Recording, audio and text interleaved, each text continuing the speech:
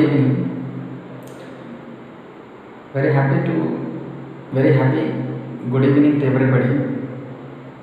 Uh, as of your request, I'm going to start today Electrostatics second year chapter.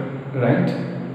So this is the NCERT textbook, chapter number 1, and electric charges and fields. This is the name of the chapter which we are going to discuss from today onwards, which is related to second year first chapter. This is to understand this one. Once again, recall the gravitation.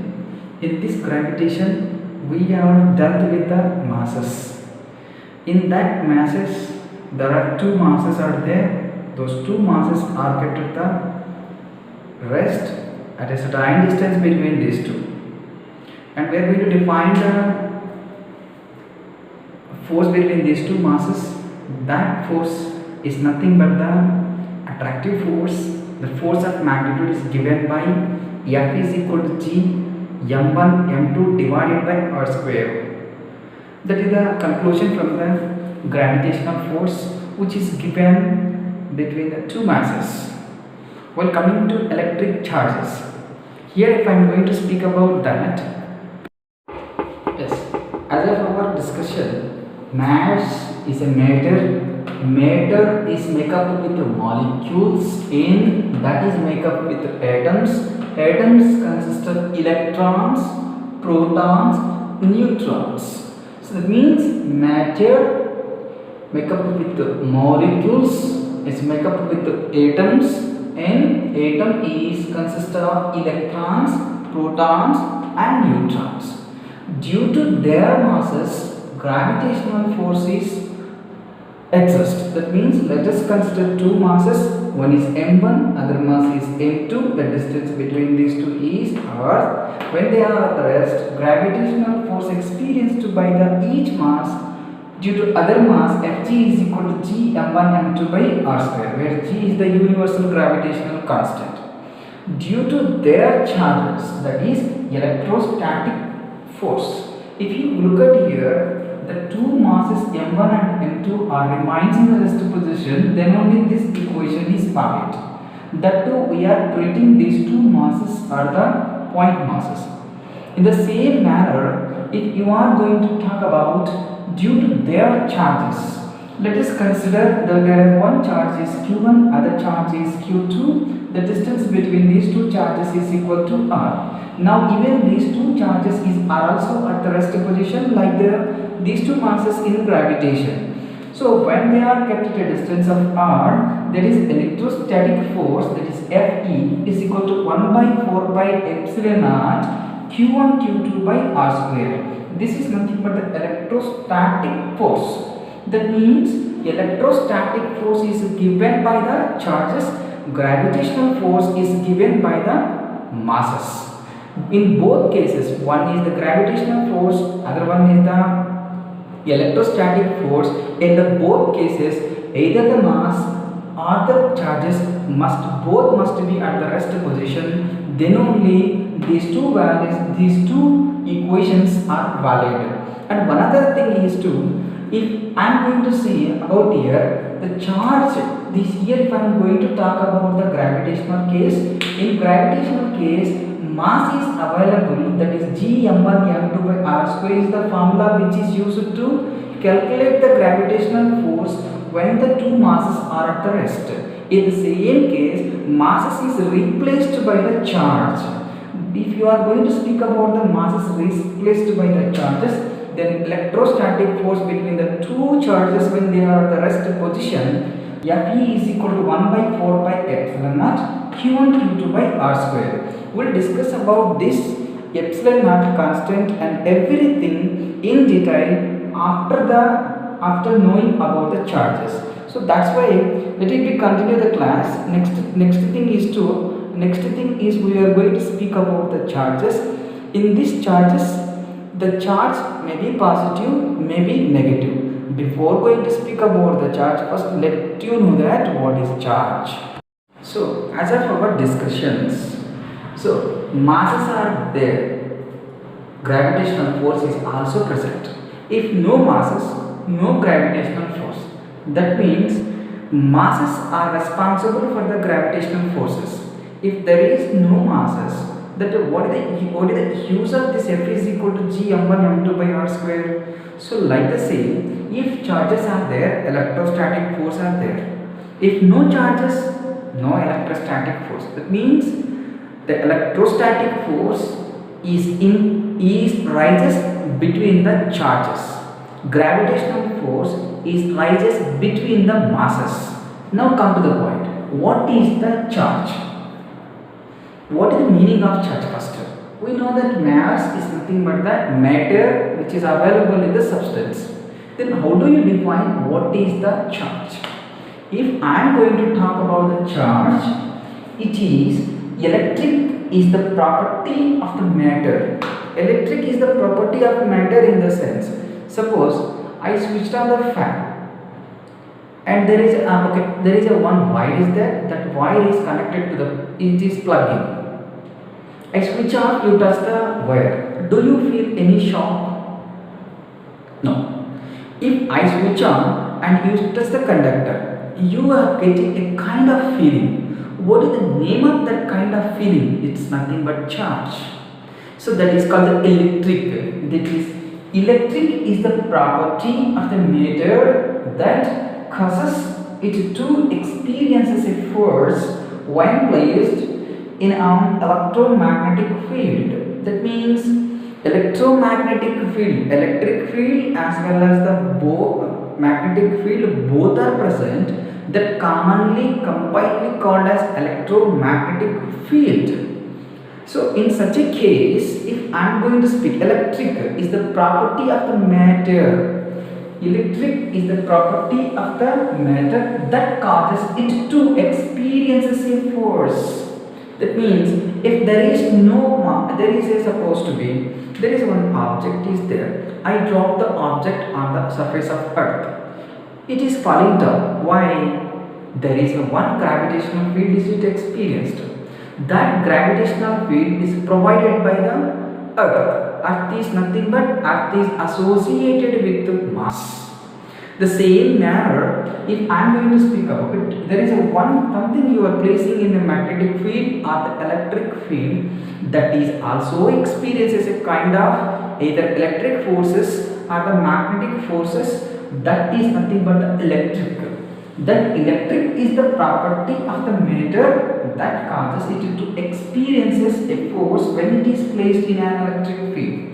Suppose if there is no charge, that means uncharged one is placed in an electric field, or uncharged one is placed in a magnetic field. For that, because of uncharged, there is no response. It is not at all responding even for the electric field as well as the magnetic field also. Why? Because of the electric field and the magnetic field are created by the charges. So that experience can experienced by the charges, but you are keeping uncharged body.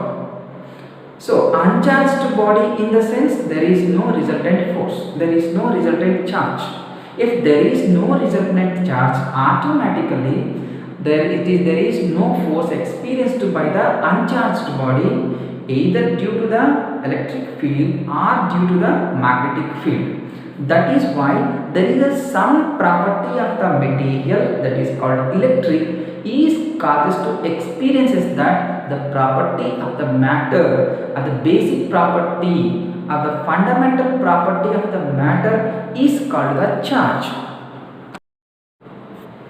So there is one another definition for the charge, that is the physical attribute responsible for such electric interactions is electromagnetic charge. Electric magnetic phenomena both are manifestations of the charge. It means that just now we discussed about that. If you are introducing the charge in an electric field or the magnetic field, it experiences, if you are introduce the charge in an electric field, it experiences the electrostatic electric field, that's electric force that causes to accelerating that. But if it is experiencing the magnetic field, it's experiencing the magnetic force, it can't accelerate, it provides the centripetal motion, sense circular motion. There is no changes takes place in velocity of the charge when it is introduced in the magnetic field. But the charge is moving in a circular path. Based on this property, we are developing the cyclotrons, synchrocyclotrons, and some other devices which are used to produce X-rays or else the electricity, different kinds of applications in different fields based upon the needs. But if you wish to develop all those things, the basic concept is the charge. If there is no charge, there is no electric field. If there is no electric field, if there is no changes in electric field, if there is no magnetic field. That means either electric field or the magnetic field, both, that's why I use the word electric field and magnetic field phenomenon, with both are manifestations of the charges. So, and one other thing, we are going to conclude from this one thing. Suppose you may get the doubt, when the electric charges are going to produce the electric field, when they are going to produce the magnetic field, when they are going to produce the both. Supposed to be, there is a one charge which is at the rest position. If it is in the rest position, then it creates the magnetic electric field around this one. That is called the electrostatic field. If it is moving with uniform velocity, it creates the magnetic field around it. If it is so, as of our discussion, if with the charge, it's supposed to be, the charge is accelerating. There are three ways we are going to discuss about the state of the body. One is the rest, uniform motion, non-uniform motion.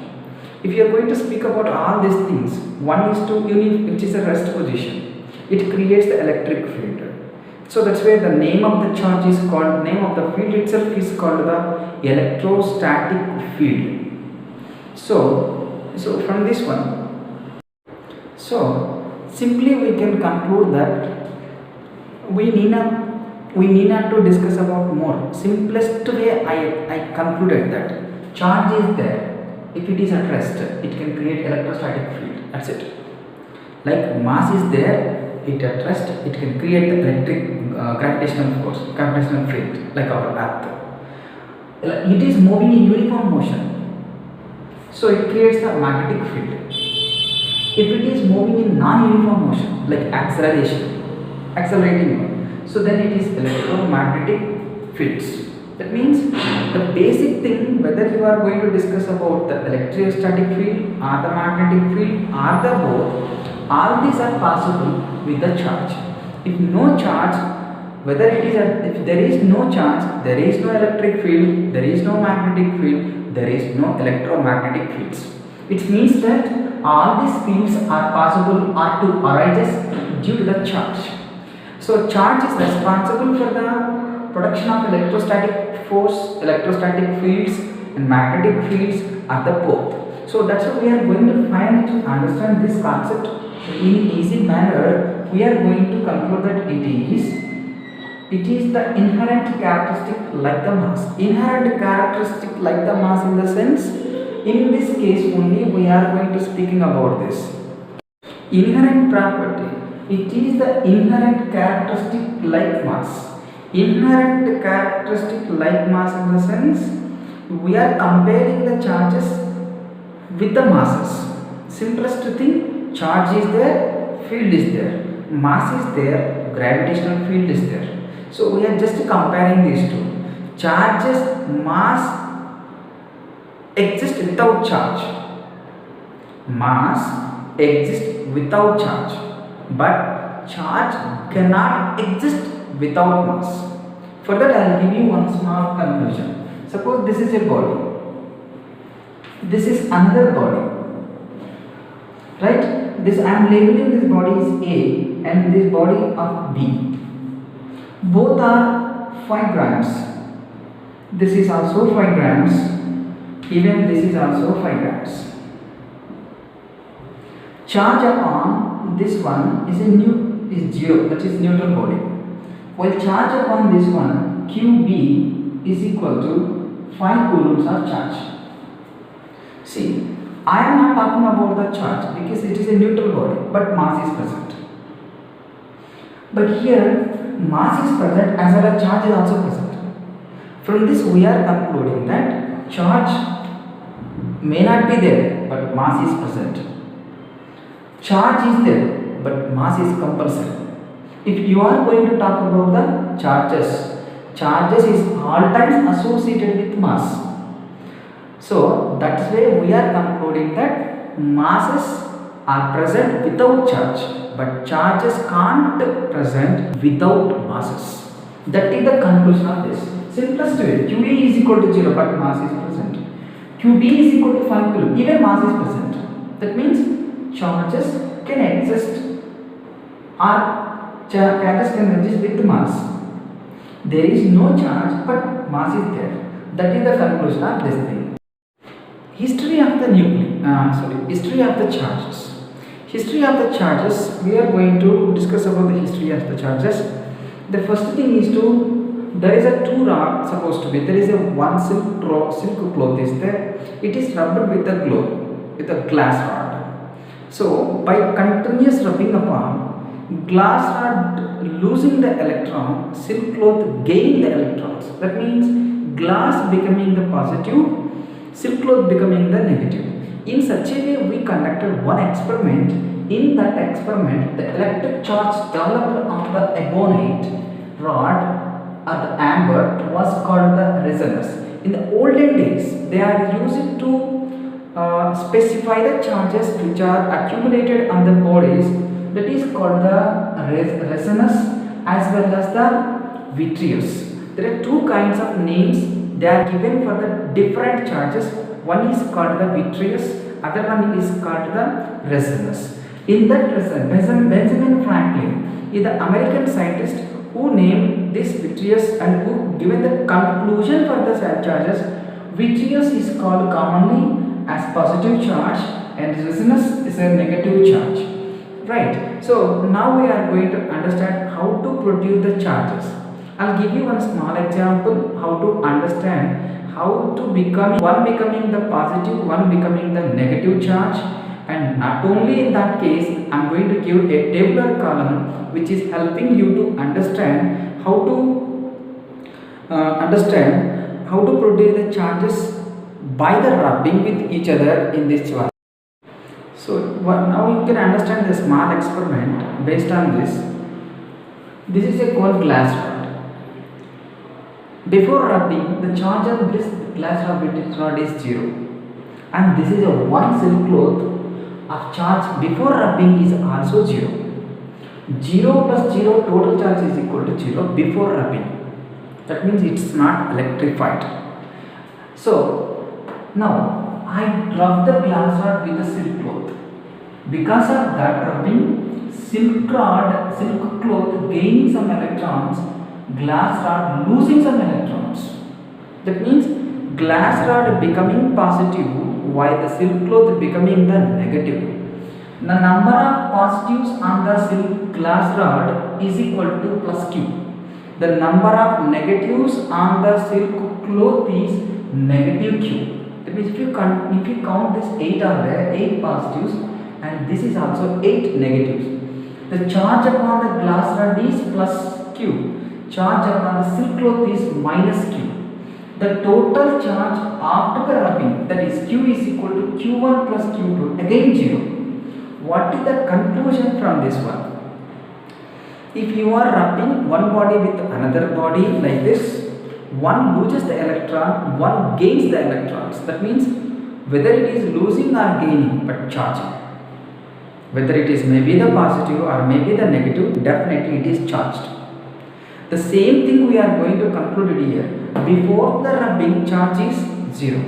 Even after the total charge is 0. You are not providing any charge externally. That means the system of the charge is 0 until unless you provide the charge externally. And one other thing is you are not creating any charge. You are not destroying any charge. That means it follows the law of conservation of charge. Charge neither be destroyed nor created. That is the law of conservation of charge. Can you understand this is the simplest way to conclude that. I will give you one tabular column which consists of different bodies coupled with another bodies. How they are becoming is most important from your NCERT textbook. I have given some tabular column. If you are rubbing one body with another body, which acquires the positive, which acquires the negative, that will give you the clear picture about the charging, which becomes positive, which becomes the negative. The name of the object which acquires supposed to be glass is there. Just now I explained with one example. Glass rod is rubbed with silk cloth. Glass rod loses the electron, so it becomes positive, and silk cloth becomes negative. For the cat skin, it is rubbed with the ebonite rod. Cat skin loses the electrons, ebonite becomes the negative. Like woolen cloth and amber, woolen cloth and the rubber shoes, woolen cloth and the plastic objects. These are the objects which are getting positive, and these are the objects which are getting negative. That is possible only by the rubbing process. Okay, one object rubbed with the rubbed against the other object, so they are easy to one become positive, other become the negative. This is the most important tabular column from your NCERT textbook. Okay, and we'll continue by the tomorrow. We'll continue by tomorrow. Thank you very much. And you have to watch this one from beginning to ending. Then only you will get an idea about the what is charge, what is the property of charge. Tomorrow we'll discuss basic properties of the charge. That will help you almost on the good manner to solve this entire thing. Okay, thank you very much.